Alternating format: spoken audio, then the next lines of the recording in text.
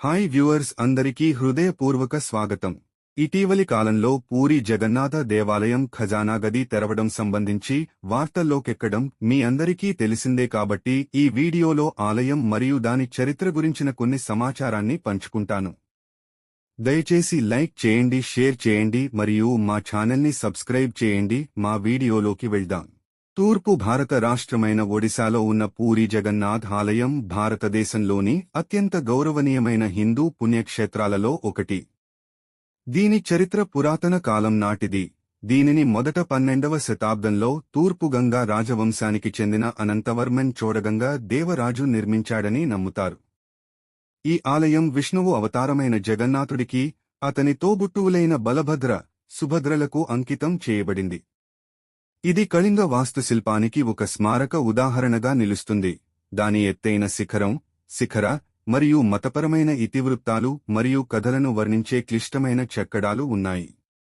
10 ఎకరాలకు పైగా విస్తరించి ఉన్న ఈ ఆలయ సముదాయంలో అనేక చిన్న ఆలయాలు, మంటపాలు మరియు వేలాది మంది భక్తులకు రోజువారీ భోజనాన్ని తయారుచేసే వంటగది ఉన్నాయి. మహాప్రసాద్.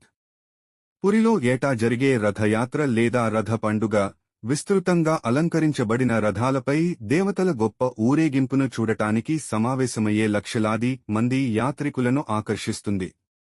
చరిత్ర అంతటా పూరి జగన్నాథ్ ఆలయం దండయాత్రలు, పునర్నిర్మాణాలు మరియు పునర్నిర్మాణాలను భరించింది. అయినప్పటికీ ఇది భారతదేశం యొక్క ఆధ్యాత్మిక నిర్మాణంలో లోతుగా పొందుపరచబడిన ఆరాధన మరియు సాంస్కృతిక వారసత్వానికి శక్తివంతమైన కేంద్రంగా మిగిలిపోయింది. ఇటీవలి కాలంలో పూరీ దేవాలయం యొక్క నిధి గదుల తలుపులు తెరవడం వల్ల వార్తల్లోకి ఎక్కిన సంగతి మనకు తెలిసిందే.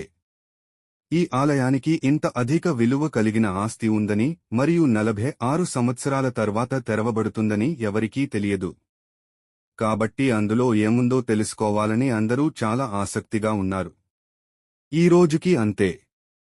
కొత్త వీడియోతో రేపు కలుద్దాం.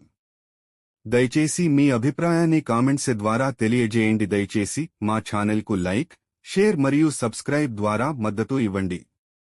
త్వరలో కలుద్దాం.